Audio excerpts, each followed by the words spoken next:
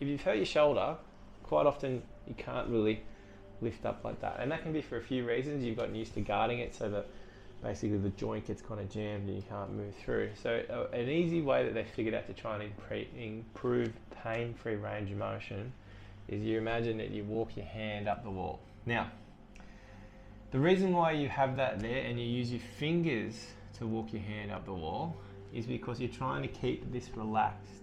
Because if you've injured this, you're going to be holding really tight and won't allow that joint to move past. But by having your hand there, it's nice and supported, it's taking the weight of your arm off, and then you're really slowly starting to walk up.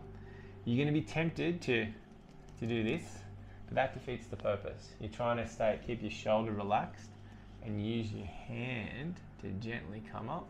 And if you hit a bit that's sore and tight, you're holding on with your hand, and then you're just breathing and then relaxing, letting those muscles feel confident and safe, letting them relax, and then you might find you can go a little bit further. So they've done some really good studies where just 5 minutes of accumulated stretching throughout the week can actually start to help that kind of tissue open up and improve. So if you do a couple of minutes every day that you're working, 5 days a week, and you just get to that spot where you're feeling tight, and then you're just holding that for 30 seconds to a minute, hopefully 90 seconds, seeing you go a little bit further.